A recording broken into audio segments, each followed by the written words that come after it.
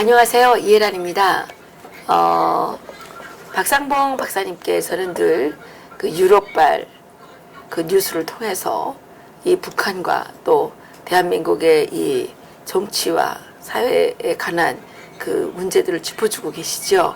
오늘도 박상봉 박사님을 모시고 지금 유럽에서는 한반도의 문제가 어떻게 논의되고 있는지 알아보도록 하겠습니다. 박사님 안녕하십니까? 안녕하세요. 네. 6월 달은 보국 호운의 달 아니에요. 호국 그렇죠. 보운의 달. 호국 보운의 달, 그렇죠. 근데 6월 달에 독일에도 지난 6월 25일자 베를린 봉쇄가 1948년 예. 6월 25일 날 시작이 돼서 그런 얘기를 드렸죠. 예, 그랬죠. 근데 이제 베를린 봉쇄 기간 중에 250만에 대한 베를린 시민을 미국을 중심으로 해서 영국, 프랑스 비행기들이, 수송기들이 생필품을 실어 날라서 11개월 동안 이제 베를린 시민을 먹여 살린 그런 어떤 기적 같은 얘기를 얘기 드렸는데, 그 당시에 그 베를린 봉쇄 기간 중에 베를린 화력발전소를 지었다는 얘기도 말씀드렸을 거예요. 네. 또 하나 이제 그날 얘기는 못 드린 건데, 베를린에 가면 자유대학이 있어요. 베를린 자유대학. 자유대학 있죠. 예. 제가 그 석사학위를 한 베를린 자유대학이 있는데, 그것도 베를린 봉쇄 기간 중에 세워졌다는 사실도 새롭죠. 그렇습니까? 그게 이제 자유 베를린 대학이에요. 베를린 자유대학. 그래서 자유라는 거를 지키기 위해서 베를린 봉쇄에 맞춰서 소위 서방 세계에 미국, 영국, 프랑스가 주도했던 당시에 공중다리 작전이 얼마나 치밀하고 사명감 있게 진행됐는지 우리에게 또 한 번 알려주는 건데, 우리도 지금 호국 보훈의 달인데, 예. 우리는 지금 대통령께서 감기 몸살 때문에 호국 보훈의 달에 중요한 행사들이 있지 않습니까? 6월 25일부터. 근데 왜 또 그때 아파요? 이상하죠. 6월 25일, 6월 24일 날 이제 귀국해서 러시아로부터 6월 25일 6.25 기념 행사에 불참하시고, 6월 26일 그러니까요. 부산 유엔 공원에서 있었던 참정복 기념 행사에도 또 불참하시고, 그러니까요. 또 그 연평해전. 6.29 6월 29일 날 연평해전 기념식에도 그렇게 다 이렇게 맞춰져 있는 그때에 하필이면 아파요. 이게 이상해요. 아니 아픈 건 좋은데 감기 몸살로 이런 거를 벌렸다, 이런 행사에 불참했다는 것은 국민들로서는 납득할 수 없는 그러한 얘기인데, 근데 왜 그때 아프냐 말이에요. 네? 호국 보훈의 달에 참 비교되는 그러한 일이라고 생각이 되고, 더 하나 이제 우리가 좀 유감스럽게 생각하는 건 매티스 국방장관이 그러니까요. 26일 날 중국에 그렇죠. 가서 남북 문제 전반에 걸쳐 북한 비핵화 문제, 그리고 향후 한반도 문제를 깊이 있게 논의하고 돌아왔는데, 매티스 국방장관과의 일정도 캔슬하는 그러한 그 도저히 국군 통수권자로서 대한민국 대통령으로서 감기 몸살 때문에 이러한 일정을 다 취소했다는 것은 아무리 생각해봐도 좀 납득이 되지 않는 것 같습니다. 그 일선에는 북한에 다녀온 거 아니냐 이렇게 얘기하는 사람도 있고요. 그리고 매티스 국방장관을 만나기 싫어서 일부러 아프다 그런 거 아니냐. 여러 가지 지금 뭐 6.25 거기 참가하기 싫고, 또 그 유엔 가기 싫고, 연평해전 정말 가보기 싫고, 매티스 장관 보기 싫고, 그래서 아픈 거 아니야. 또 이런 얘기가 있고, 또 일소리는 그 사이에 북한 갔다 온 거 아니냐. 이런 얘기도 있어요. SNS에서. 글쎄요. 뭐 요즘은 그걸 밝히지 않으면 자꾸만 이렇게 부풀려져가지고 그렇죠. 국민들이 막 불안해지잖아요. 그렇죠. 근데 그렇게 그 대통령이신데 참 좀 그래요. 그럼 정말 이건 국민으로서 정말 유감스러운 일이 아닐 수 없다. 특히 이달이 호국 보훈의 달 아닙니까? 정말 그렇죠. 그런 면에서 감기 몸살이 호국 보훈의 달을 망쳐버렸다. 이렇게 그렇군요. 정리할 수 있겠습니다. 예, 그 유럽 언론에서도 그렇게 얘기하고 있습니다. 아, 유럽 언론은 이제 그런 얘기는 한 거 아니고, 감기 몸살 얘기는 유럽 언론에서 나온 게 아니고, 제가 이제 48년 6월 달에 있었던 사건을 보고 이제 또 유럽 소식을 전해드린 거고. 네. 그 유럽 언론은 문 대통령이 감기 몸살 걸린 거 모르나요? 그거 뭐 보도가 없네요. 감기 몸살. 그러면 감기 몸살 아닌 거 아니에요? 그러니까 뭐 알 수가 없죠. 아니 감기 몸살 때문에. 북한 갔다 온 거 아닐까요? 북한 갔다 오고. 설마 북한 갔다. 그 얘기는 뭐 하여간 뭐 밝히지 않으니까 여러 가지 소문이 이렇게 돌아다니고 있다는 사실. 그러니까 세월호 7시간에 버금가는 새로운 7시간 아니에요. 그죠, 7시간인데. 이건 뭐 감기 7일, 몸살 8일. 8일간. 네, 그 행적을. 아니 우리 이 원장님 감기 몸살 걸린다고 집에서 일주일 들어온 적 있어요? 감기 몸살에 일주일씩 집에 있으면 어떻게 해요? 말도 안 되는 아니, 얘기죠. 저는 사장이 되니까 사장이 되니까 이게 책임감이. 직원이 몇 명 안 되지만 사장이 되니까 아파도 못 아파요. 그렇죠. 책임감이 있잖아요. 예, 정말 일어나서 이제 움직이기 힘들어도 나와야만 하는 그렇죠. 그게 있더라고요. 그런데 대통령이 오히려 쉬운 것 같아요. 아니죠. 사장하는 것보다 쉬운 것 같아요. 아니죠. 아니 그냥 뭐 최저임금 올리려 그러면 되고 그냥 노동시간 줄이려 그러면 되고 그다음에 뭐 아프면 막 가서 그냥 안 나오면 되고 아니 너무 쉽잖아요. 우리는 현실적으로 월급 줘야 되는데 예? 월급 줘야 된단 말이에요. 근데 대통령은 그냥 말만 하면 되는 거 아니에요. 야 최저임금 올려. 그리고 또 저기 노동시간 줄여. 막 뭐 아우 난 아프니까 못 나가겠어. 네. 니네끼리 알아서 해. 이거만큼 쉬운 거 어디 있어요? 나 대통령 해야 될까 봐요. 사상보다는 대통령이 쉬운 것 같아요. 사상보다는. 하여간 뭐 우리나라에서 제일 쉬운 직업이 대통령 같아요. 그러니까 이제 그 내가 사장을 하더라도 책임감이 갖고 사장을 하는 그 회사하고 책임감 없이 사장을 하는 회사의 앞날이 빤히 들여다 보이는 거죠. 그런가요? 책임감 없는. 아니 대통령보다 사장이 쉬운 거 아니에요? 예? 아니 사장보다는 대통령이 쉬운 거 아니에요? 대통령의 쉽다고 생각하면 한없이 쉬운데 나라를 바르게 이끌려면 한없이 어려운 게 월급 대통령 출국도 자리죠. 없잖아요. 월급 출국도 없잖아요. 근데 특징이 있어요. 예. 대한민국 언론은 전부 우리 대통령을 예. 두둔하고 그러니까요. 소위 뭐 용비어천가를 불러대는 모습들인데 예. 오늘 트럼프 대통령이 한마디 했어요. 뭐라고 예. 했냐면 이제 최근에 계속 이제 북한이 뭐 비밀리에 농축 우라늄 시설도 확장하고 핵무기도 은폐한다는 보도들이 이제 계속 나오고 이런 걸 보면서 트럼프가 이렇게 트윗을 날렸어요. 어떻게 했냐면 내가 아니었다면 미국은 지금 전쟁 중에 있었을 것이다 라고 하면서 미국 정상회담을 깎아내리는 이러한 민주당과 친민주 성향의 언론에 대해서 직격탄을 날렸는데요.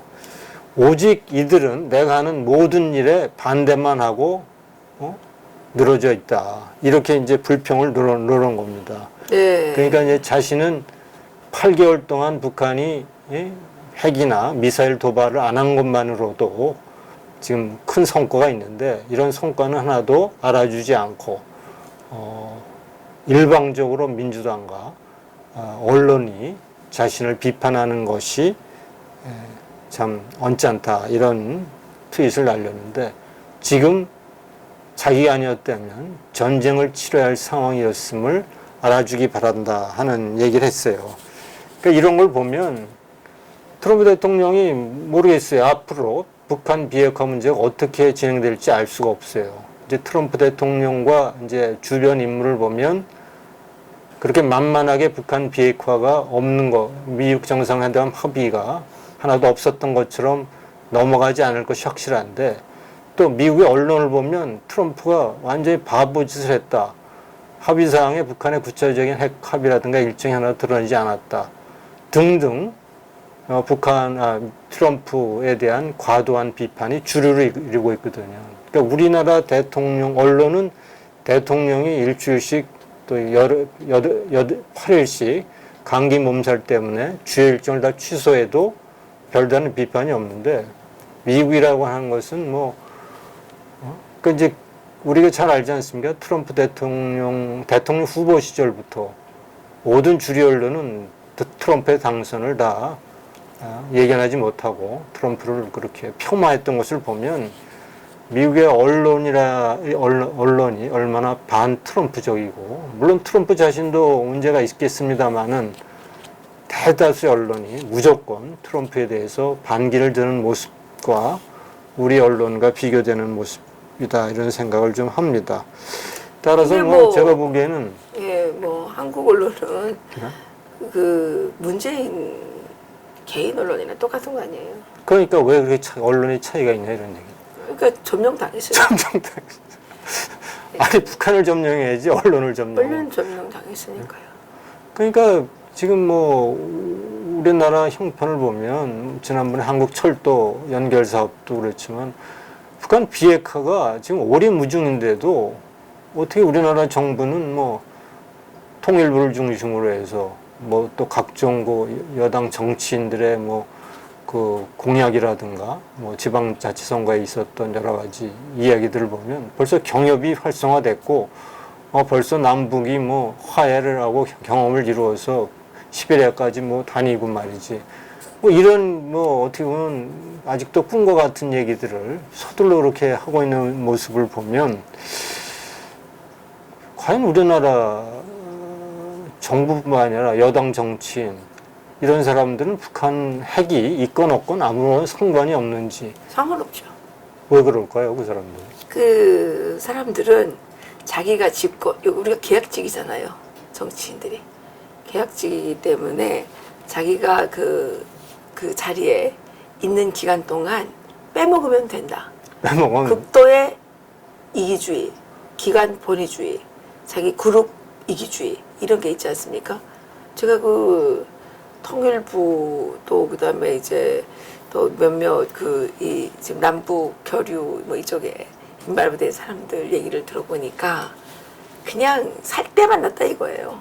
이명박 박근혜 때는 남북이 막혀가지고 아무것도 못했는데 이번에 이제 이렇게 열어주니까 나라야 어떻게 되든 뭔 상관이냐. 내가 갖고 있는 여기에서 실적 내가지고 승진하고 돈 뜯어먹으면 그만인 거죠. 그러면 참 불행이죠. 그러니까 이게 전체적인 나라를 위한 마음이 없는 거죠. 그렇게 되면 참 큰일이죠.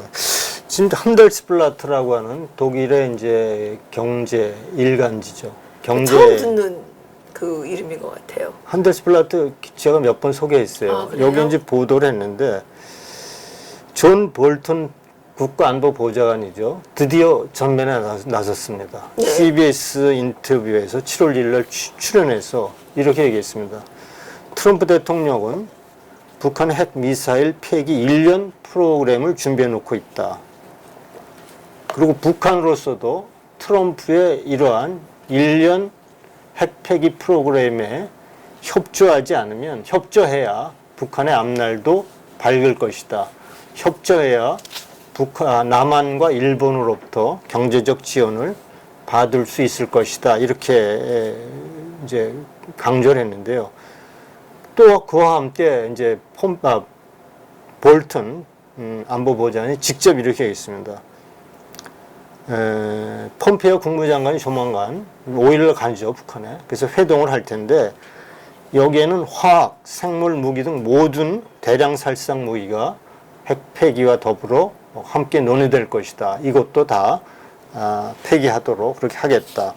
그래서 이번에 어쨌든 한편으로는 북한이 이제 핵 시설을 은폐하고 여러 가지 다른 농축 우라늄이라든가 이런 시설들을 비밀리에 시설을 증축하거나 이런 것들이 드러나지만 또 한편은 이제 볼턴이 전면에 나서서 북핵 문제를 직접 선두에서 지휘하고 있는 거 아닌가라는 또 생각을 하게 됩니다.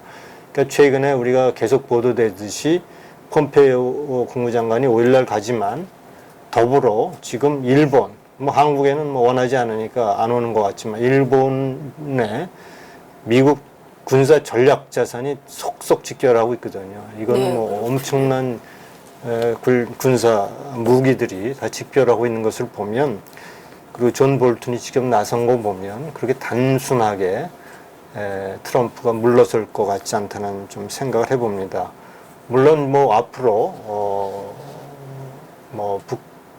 특히 이제 미국의 언론을 보면 트럼프가 일방적으로 당한 것으로 보도되고 있지만, 앞으로 북핵 문제는 미국 정상회담 이후에 북한 비핵화 문제는 그렇게 섣불리 우리가 결론낼 것이 아니다. 앞으로 보다 좀 더 주의 깊게 바라볼 필요가 있다는 생각을 하게 됩니다.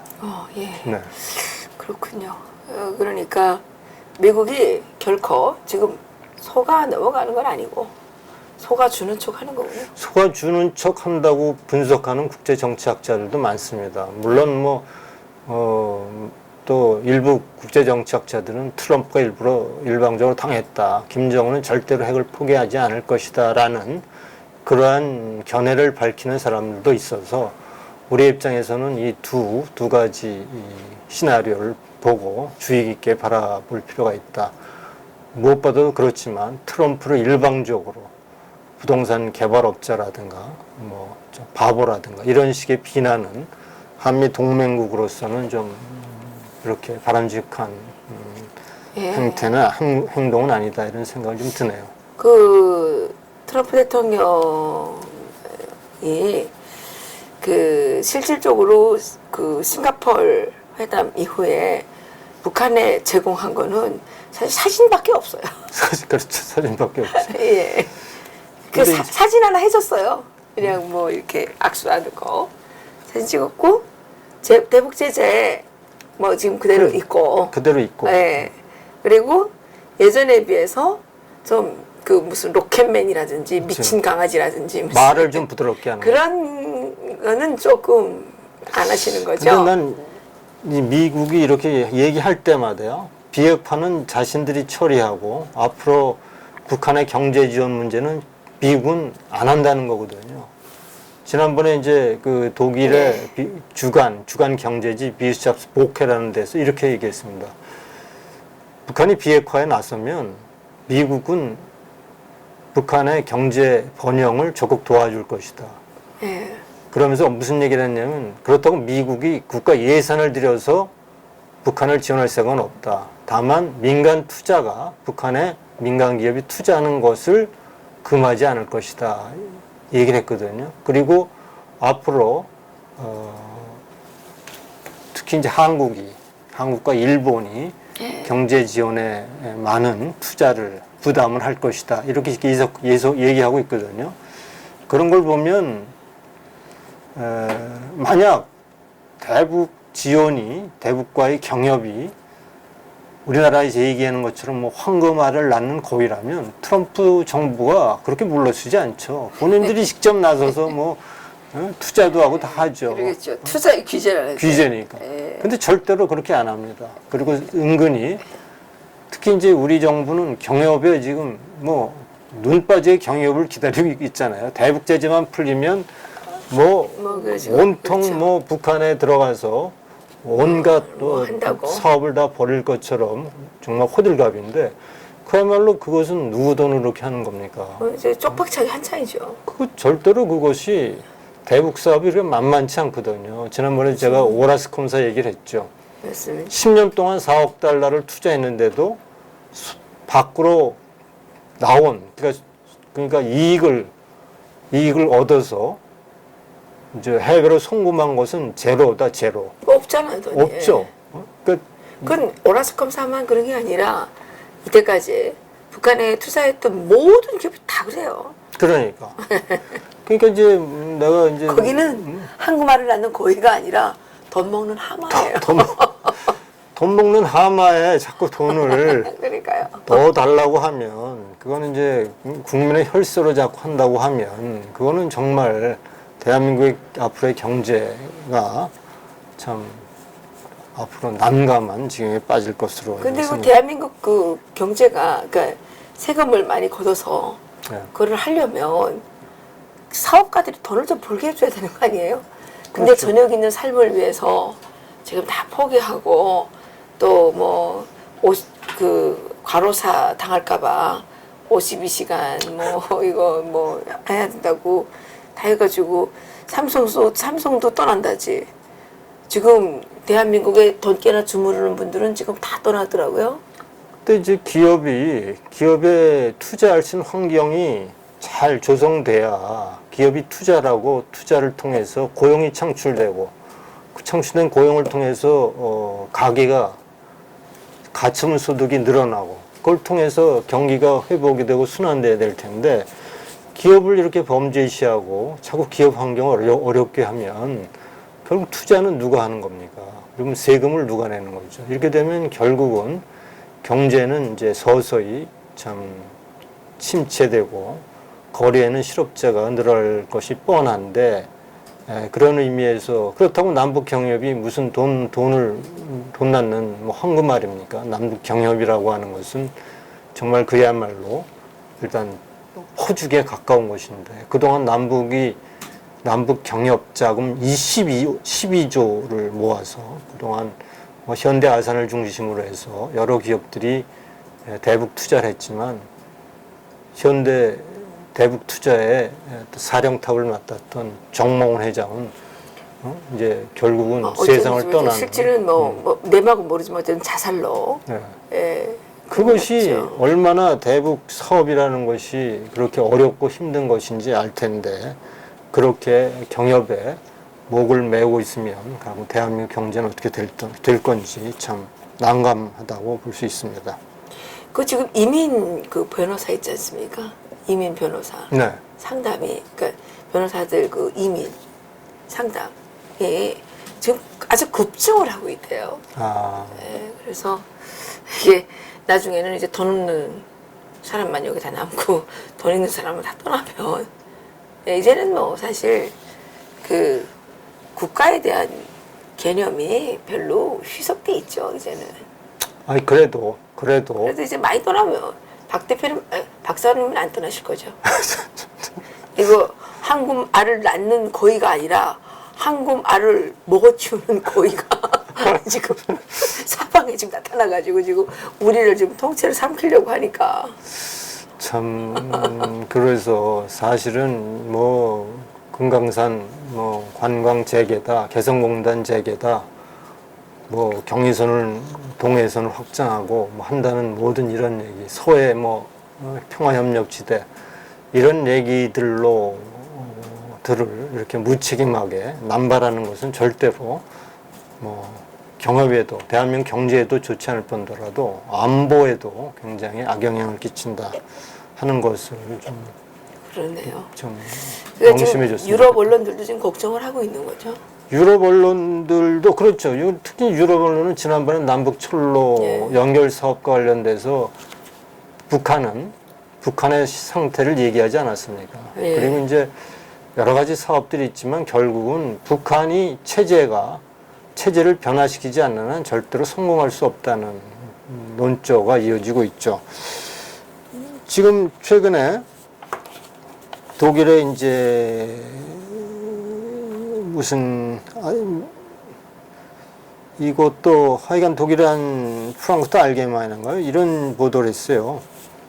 북한은 21세기 동물 농장과 같다는 겁니다. 그렇죠. 그러니까 이제 한 몇 가지만 얘기하면 북한은 전면적인 보수가 필요한 나라다. 그렇죠. 모두가 보수 안 할 곳이 없다. 이렇게 맞아요. 보도를 했고 거의 모든 인프라망이 전부 낙후되어서 즉시 새로 교체돼야 된다. 예를 들어서 북한의 철도는 지난번에 얘기했습니다만 1945년 이전에 일제 식민지 상태의 그대로다. 별로 늘린 게 하나도 없어요. 그 늘린 것도 없고 상태가. 예. 그 다음에 또 한 가지 얘기는 북한 면적은 독일의 이제 독일 남부에 보면 미넨 있죠. 미넨이 그 주가 바이른 주고 그 옆에 슈투트가르트가 있는데 슈투트가르트의 주가 바텐 비르텐베르크 주예요. 네. 이 두 주를 합한 크기가 북한의 크기라고 하는데 네. 근데 이렇게 큰 면적을 가진 북한이 아스팔트된 도로가 2,000km라는 겁니다. 2,000km. 근데 참고적으로 바이른 하나만 놓고 봐도 바이른 하나만 놓고도 고속도로만 2,500km라는 겁니다. 그 모든 도로를 합친 25,600km가 아스팔트된 도로라는 겁니다. 북한은 뭐 도시의 그 일부 지역만 빼놓고는 거의 아스팔트가 안 돼 있죠. 그러니까 여기다가 이제 바텐 비르텐베르크 주까지 합하면 결국은 5만 내지 6만 킬로가 아스팔트된 도로라고 돼 있는데 같은 면적의 북한은 아스팔트가 깔린 도로가 2,000km에 불과하다는 겁니다. 그 다음에 북한은 지하 자원은 풍부하다. 근데 채굴 기술이 없어서 너무나 낙후해서 경제성이 없다. 이런 얘기죠. 그 다음 이제 우리가 이제 사회주의 우리 행동 이런 얘기를 하잖아요. 사회주의 행동 양식. 예를 들어서 국가가 중앙에서 경제를 통제하는데 이렇게 한다는 겁니다. 어떤 기업을 선정해서 당신은 어떤 물품을 얼마큼 생산하라 이렇게 해준다는 겁니다. 그렇게 하니까 기업은 스스로 뭐 기업의 품목이라든가 생산량이라든가 질적인 거를 결정하는 것이 아니라 중앙정부가 알아서 지시하는 대로 한다는 겁니다. 그 다음에 국가가 모든 북한 주민들의 생활에 필요한 것들을 조달해 준다. 이제 물론 명목상으로. 그러니까 이제 지금은 장마당 등에서 있지만 그런 시스템 자체가 아직도 작동하고 있다는 겁니다. 결국은 언젠가 또 글로 돌아간다는 거예요. 그러다 북한은 돈이라고 하는 것이 역할이 별로 없다는 거예요. 돈은 그냥 그 교환의 이미지. 그렇지만 화폐의 역할은 우리가 알고 있지만 교환의 기능만 있는 게 아니라 가치 저당의 수단, 가치 이전의 수단, 가치 척도의 수단. 돈이 있어야 돈 갖고 그 가치가 정한 가치가 투자로 이어지고 고용을 만들고 하는 거 아닙니까? 이런 화폐 기능이 완전히 무너진 사회다. 그 다음에 국가가 국민들이 무엇을 읽고 무엇을 보고 무엇을 드릴 것인가를 아직도 결정해 주고 있다. 이렇게 지적하고 있거든요. 네. 그러니까 우리가 일반적으로 알고 있는 사회주의의 어떤 문제점, 사회주의가 경제적으로 낙후할 수밖에 없는 요인들을 조목조목 이렇게 제시하고 이런 것들이 모두 개선이 돼야 되는데 네. 돼야 되기 때문에 이런 시스템이 개선되지 않고 시스템이 바뀌지 않고서는 어떤 기업도 투자할 수 없고 그야말로 밑빠진 독에 물 붓기다 이런 식의 이제 보도를 하고 있습니다. 네, 그 아까 그 화폐 그 얘기를 하셨는데, 그러니까 북한도 그 이제 길거리에서 그 단속을 하잖아요. 치마를 짧게 입으면 단속을 하는데 단속을 했을 때 벌금을 위안화를 받는다는 거 아니에요? 아니 그게 국가가 맞아요? 국가가 화폐도 없는 국가가 어디 있어요? 그러니까요. 네, 뭐 하여튼간 동물농장이죠. 그러니까 이제 독일 같은 경우에 이제 동소독 통일 과정에서 뭐 많은 동독인들이 소독으로 넘어왔습니다만은 베를린 장벽이 붕괴될 그 시점에 엄청난 동독인들이 이제 소독으로 몰려왔거든요. 그때 그들이 요구한 게 그겁니다. 만약에 독일의 마르크화가 우리에게 오지 않으면 우리가 독일의 마르크화를 쫓아가겠다. 이렇게 하고서 이제 막 밀어닥친 거거든요. 네. 그래서 헬무트 콜 총리가 결단을 내린 겁니다. 그러니까 동소독 간의 화폐를, 동독의 화폐를 1대1로 소독의 화폐로 교환해 준다. 물론 이제 그 화폐는 뭐 저축성 화폐라든가 어떤 해외의 이제 재산의 화폐는 1대2, 1대3의 비율로 교환해 줬지만 월급이라든가 이런 늘 일상에서 발생하는 소득에 대해서는 1대1의 환율을 적용시켜 줬거든요. 그렇게 함으로써 동독 사람들이 동독에 있으면서도 풍요로운 삶을 누릴 수 있도록 하는 기본적인 예. 어떤 기초를 만들어 줬고, 또 동독의 화폐가 서독의 화폐가 되지 않으면 화폐라고 하는 것이 그 동독의 화폐라는 것, 사회주의 화폐라는 것이 기껏해야 교환의 기능만 갖고 있기 때문에 가치 척도라든가 가치 저장, 가치 이전의 수단 이런 기능들이 없기 때문에 그 화폐를 통해서 기업을 원활하게, 그리고 기업이 보다 경쟁력을 갖고 그러한 기업으로 이제 성장할 수 없기 때문에 화폐라고 하는 굉장히 중요한 기업 또 경제 발전에 중요한 요소죠. 사람의 피 같은 것이 이제 화폐라고 볼 수 있기 때문에 이러한 그 화폐 또 이러한 기간 산업, 기본 인프라, 그리고 무엇보다도 시장 경제 시스템이 정착되지 않고서는 어떠한 투자자들도 절대로 북한에 들어가지 않습니다. 이런 의미에서 우리가 경협이라든가 모든 그 꿈과 같은 얘기, 환상을 부추기는 얘기도 좋지만 정말 진정으로 북한의 어떤 새로운 체제를 만들고 북한이 정말 새로운 오픈된 이 세계로 나오기 위해서는 그 시스템을 변하게 하는 노력도 병행돼야 된다 하는 것을 이제 분명히 지적하고 있는 것입니다. 글쎄요. 저도 뭐 다른 건 잘 모르겠는데, 이명박 대통령 때 녹색 성장 하니까 수많은 녹색 성장 그 업체들이 생겼었죠.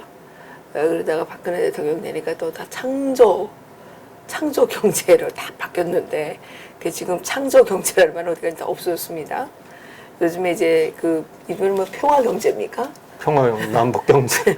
여기 이제 지금 정말 밀물처럼 지금 밀려가고 있는데, 그래도 창조 경제, 녹색 성장은 뭐 한국에서 하는 거니까 그렇죠. 그래도 좀 낫는데, 이거 이제 저기 밀물처럼 저기 쓸어갔다가 썰물처럼 빠져나올 때는 이제 빈털터리가 돼가지고 다 이제 털려 나올 거 생각하면 기가 막혀요. 근데 그래서 이제 제가 얘기하는 게 그런 거죠. 남북 경협은 국가가 손댈 일이 아니에요. 그럼요. 나중에 어떤 책임을 지려고요. 아니 근데 지금 뭐 농구단을 파견한다 뭐 난리가 났잖아요 지금. 예? 아니 뭐 농구단 파견하는 거는 뭐 아니 일시적으로 지금 갔다 북한 사람들 오니까. 굶어 죽는데, 아니 그 농구단이 눈에 들어오겠어요. 지금 한국에 지금 아니 그 경제 어려워가지고 지금 다 죽겠다고 난린데, 그 농구단을 그래 왔다리 갔다리 할 형편입니까? 근데 그 농구단 파견할 때도 사실은 그 민간 항공이라 공군 수송기가 가지 않았습니까? 그러니까 그거는 군법 농단 아니에요? 그거야 뭐 농단이죠, 농단. 국군 통수권자가 하니까 할 말이 없지만. 아니 어디 국군 통수권자가 그 민간 행사에 공군 비행기를 보냅니까? 아무리 대통령이면 뭐 다 해요. 이건 법에 어긋나는 거 아니에요? 근데 이게 민간 수송기가 못 뜬다는 것, 왜 그럴까요? 민간 수송기가 실어 날릴 수 없도록 대북 제재가 아직도 작동하고 있는 겁니다. 미국이 주도하는 대북 제재에 편법으로 대한민국 정부가 이런 편법으로 이런 행동을 한다는 것은 결국은 미국의 뒤통수를 치는 얘기 아닙니까? 한미 아니, 동맹국으로서. 지금 이명박 대통령, 박근혜 대통령 다 법 위반했다고 지금 잡아가던 거 아닙니까? 그렇죠. 근데 이 대통령은 왜 법을 위반해요? 우리 보고 법 위반한다고 뭐라고 할 필요가 없네. 자기부터 위반하는데. 아니 이번 문재인 정부는 적폐하는데 적폐해서 지금 다 전직 대통령 두 분 다 감옥으로 보내고 계속 보수들을 지금 계속 수사하고 기소하고 이러지 않습니까? 그럼 적폐 중에 적폐인 김정은은 왜 가만히 놔두는지 모르겠어요. 친하잖아요. 그러니까 뭐가 적폐라는 명분으로 결국은 보수 우파 세력을. 문재인 대통령 적폐 되겠죠. 네? 그분은 적폐가 아닙니까? 뭐 요즘에 쌓인 것만 해도 지금 대단하게 많이 쌓였던데. 정말 이제는 촛불 대통령의 이미지를 좀 벗어나서 촛불 혁명에서 대통령이 됐지만, 대통령이 일단 되면 촛불 플러스 태극기의 대통령이 돼야지. 어떻게 촛불 대통령임을 계속 강조하시는지 그런 것은 정말 그러니까 뭐 우리 사실 세금 내지 말아야 돼요. 우리는 촛불 대통령이니까 촛불한 데서 세금 받아야지. 왜 우리한테 왜 세금을 받아요? 세금은 빡빡 뜯어내더만. 정말 장기적인 안목에서 대한민국의 지속적인 발전과 통일된 대한민국이 자유통일을 통해서 정말 선진 강국으로 나아갈 수 있는 토대를 좀 이 정부가 만들어가는데 정말 걸림돌이 되지 않도록 좀 노력해 줬으면 좋겠다. 그러게 말입니다. 아유, 어쨌든 대한민국 언론보다는 유럽 언론이 훨씬 낫네요. 이게 지금 우리가 어느 나라에 살고 있는지 헷갈려요. 근데 이 우리나라 언론이 사실 되게 아주 웃긴 게 뭐냐면요. 북한발 이슈가 세 가지예요. 핵과 미사일과 인권이거든요. 네. 핵과 미사일과 인권은 전 세계가 민감하게 다루는 이슈입니다. 네. 전 세계가 민감하게 다루고 그 하나하나에 촉각을 곤두세우고 있는 이슈를 대한민국 언론은 전혀 관심을 기울이지 않는 것이 예. 얼마나 이 언론이 미개하고 참 편향적이고 스스로 정치적 언론이라는 것을 스스로 자인하는 셈이 되지 않나 이런 생각을 하게 됩니다. 그러니까 지금 그 뭐 문재인 대통령 아프다고 뭐 100년 만에 처음으로 맞이한 뭐 민족적 영웅 뭐 어쩌고 이런 프랑카드를 막 거는 사람이 있는 거죠. 아니 이게 뭐 북한 사람을 욕할 필요가 없어요. 아니 그때 북한하고 똑같더라고. 북한에서 김일성을 5천년 역사에서 처음으로 맞이하고 높이 모시했는데 아니 어느새 벌써 우리 민족사에 100년 만에 처음으로 나온 민족적 영웅 문재인 대통령 이런 거는 우리의 영웅 김일성, 김정은, 김정일 장군하고 비슷하네요. 그러니까요. 그러니까 이제 국민들이 이런 언론이 이렇게 황당하게 행동을 하니까 국민이 이제 진짜 개돼지가 돼가고 있는 거죠. 이게 뭐예요, 이게. 아이고야. 정말 언론만큼이라도 그 본래 기능을 제대로 해야 대한민국이 광주 시민이 있었던데. 예? 강주. 광주 사람들은 왜 그래요? 정말 말을 안 하고 싶어도 아니 그분들 왜 그러세요? 그 예술의 도시인데 그만큼 감각이 대단할 텐데 그 문재인이 그 민족적 영웅이 뭐예요? 100년 만에 처음 나온 민족적 영웅이 참 나중에 그 이제 그 다 이제 문재인 대통령 그게 공과가 다 밝혀지면 이제 창피해서 그 입으로 오다 곤살라고 그렇죠. 이제 뭐 이러한 그 편향된 풍토가 얼마나 갈지 한번 지켜보도록 하겠습니다. 네 다른 뉴스는 오늘 뭐 이 정도로 마무리하도록 하죠. 네.